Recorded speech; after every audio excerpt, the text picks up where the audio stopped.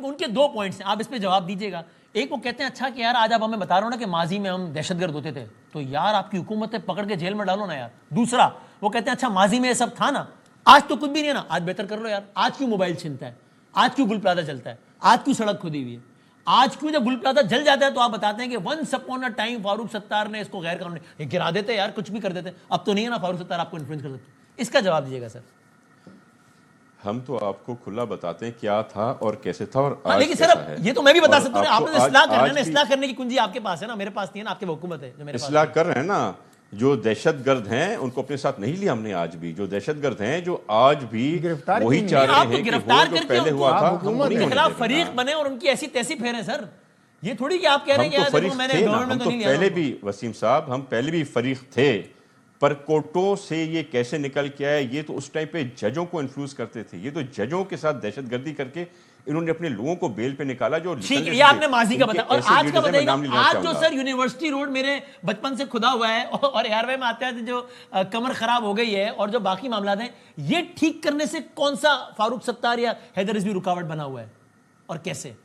इंशाल्लाह ताला बहुत बेहतरी आई है। हम मानते हैं कि और काम होना चाहिए, बेहतर काम होगा। और आप देखेंगे आज भी आप देखेंगे आज आपका हेल्थ डिपार्टमेंट जो है सिंध का पूरे पाकिस्तान में कोई से कम्पीट नहीं कर सकता।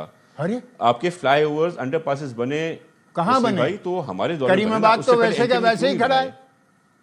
कौन सा फ्लाईओवर बन गया है, कौन सा अंडरपास बन गया? आज आप यहां से निकलते हैं, एयरपोर्ट जाते हैं, एक आपका रास्ता है आपको लेके जाते हैं। पहले एमकेएम ने क्यों नहीं बनाया? एमकेएम बना सकते। कौन सा रास्ता? तो काम हमने किया है, पर मैं आपकी बात बिल्कुल मानता हूं बदामी साहब, कहाँ काम किया है? और बेहतरी का रास्ता है, यह हम मानते हैं, उस बात पे हम स्टिक करते हैं। मेरे घर के सामने हम ही लाएंगे इंशाल्लाह। यूनिवर्सिटी रोड, मेरे बच्चे बड़े हो गए, यूनिवर्सिटी रोड नहीं बनी।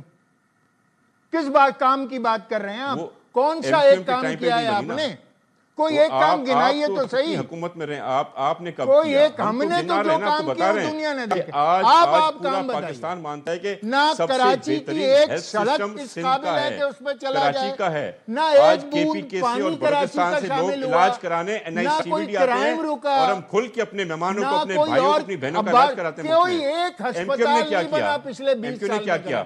लोग मारे, 300 पुलिस एहलकारान पे तो एफआईआर कटी हुई है, 200 लोग एक साथ जला दिए पता ना मिलने पे। आप भाई 2,500 अरब रुपए का पहले हिसाब दे लें।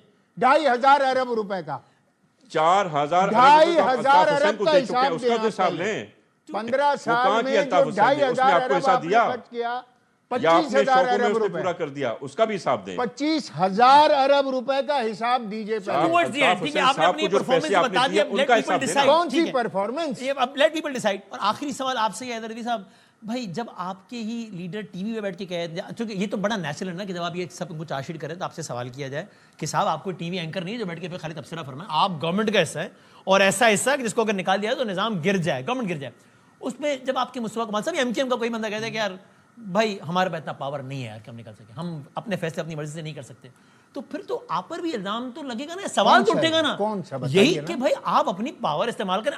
मिसाल शर्जील मेमन साहब अभी 10:15 बजे मालिक साहब के प्रोग्राम में आपको एक ताजा तरीन ताना देकर गए कि यार एमकेएम को शौक चढ़ा है ना, अल्फाज मेरे हैं, उनके अल्फाज ये नहीं थे, कि एमकेएम को शौक है ना कि विफाक कराची के हवाले देते हैं, एमकेएम ऐसा करो, एमकेएम को बोलो कि यार विफाक को कराची के हवाले करें, नून सी सके, वरना कहे कि यार हमने विधारते छोड़े, हुकूमत छोड़े, करें ना दम पैदा।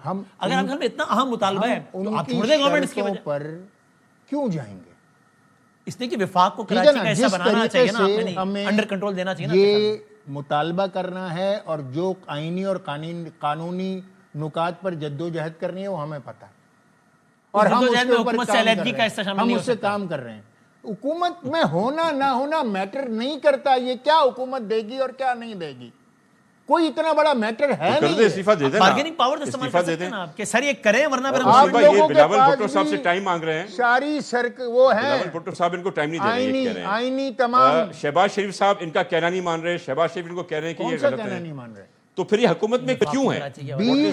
अभी तो बातचीत शुरू हुई है, तो अगर नहीं माना तो 20 अरब रुपए हम कराची लेकर आए, 20 अरब रुपए वफाक से सिंध हुकूमत इस्तेमाल नहीं करने दे रही। वो लेटर जो लिखा आप कहते हैं, जी हाँ, जी वो 20 अरब रुपए हमें दे दो, हम खर्च करेंगे। भाई आप ठेकों पर जो पैसे तो नहीं दे रहे हैं वो डबल द प्राइस नहीं देंगे, ये तो मसला है। आप स्कीमें दें, आप स्कीमें लिख के भाई, हम क्यों स्कीमें लिख आप कैश मांग रहे हो ना, पैसे मांग रहे हो, स्कीम मांगो ना यार, मुझे नहीं पता क्या है। आप पैसे ना मांगे, आप स्कीम मांगे। वफाक से पैसे एलोकेट कराए जाते हैं। अब तो आप पैसे एलोकेट कराए जाते हैं, अब तो कम से कम आप स्कीमें मांगे, हम स्कीमें देंगे। सिंध हुकूमत तैमूर साहब, आप बिलावल साहब से मुलाकात को वैसे फैसिलिटेट करवा देंगे, क्योंकि उन्होंने कहा है कि ताकि अच्छा है, अल्लाह करे ये मामला बेहतर हो और चीज साथ आखिरी बार हो गया, वक्त खत्म हो गया इनका। देखिए जी, बहुत क्लियर और सिंपल बात है। बिलावल साहब एक बहुत खुले दिल के सियासतदान हैं और डेमोक्रेटिक सियासतदान है, हर किसी से मिलते हैं, पर शायद वो भी अखराते होंगे कि फिर ये आएंगे तो ये फिर मुझे कहेंगे कि सिंध के 2-4 हिस्से कर दो, हमें कुछ पैसे दे दो, फिर ये कहेंगे कि सिंध को जो है वफाक का हिस्सा बना दो या कराची को अलग करके वफाक का हिस्सा बना दो। तो of course I am sure Bilawal साहब भी सोचते होंगे तो मिले तो किसी ऐसों से मिले जिनके पीछे कोई पावर हो, कोई मैंडेट। फिलहाल मुलाकात जरा मुश्किल है, इस मामले रहे होंगे कि फॉर्म 46 और 47 वाले शायद वो ना मिलना चाह रहे हो, पर अगर ये मिलना चाहेंगे हम जरूर मिलाएंगे। अच्छा, तो आपके चूंकि अब आपने गजल छिट जाते थे, ब्रेक का टाइम हो गया, तो आप कह रहे हैं बिलावल साहब फॉर्म 47 वालों से नहीं मिलते, तो शहबाज शरीफ साहब का मैंडेट असली है आपके ख्याल में, या उसमें कोई हेरफेर हुई है? क्योंकि बिलावल साहब उनसे मिलते देखा है मैंने। काफी मासूमाना सवाल टुवर्ड्स द एंड। मासूमाना जवाब काफी बेहतर होगा इनसे। नहीं, शहबाज साहब का मैंडेट असली है, उसमें कोई हेरफेर हुई है? कुछ बेहतर होगा इनसे वसीम भाई, इनसे बेहतर है इतना ही कहलवाना जितना मैं कह सकता हूं। मैच 1 रन से आ रहे हैं, 100 रन से आ रहे हैं, मैच हार मरहला बीच का नहीं होता, इश्क होता है या नहीं होता, तो वो असली है इनका मैंडेट या नहीं? तो आपने कहा फॉर्म 47 वालों से मेरा लीडर नहीं मिलता भाई। बिल्कुल बिल्कुल, तो शहबाज साहब नहीं मिलता, पर हम तो ये कहिए फिर भी अवामी आदमी सबसे मिलता है, मिला देंगे। अच्छा, लेकिन ठीक है, थैंक यू सर, बहुत शुक्रिया तैमूर साहब, हैदरी साहब वक्त दे रहे हैं। Thank you. एक ब्रेक के बाद अब एक आलमी मंजर में बहुत कुछ हो रहा है, उस पर तो मुख्तसर बात करते हैं।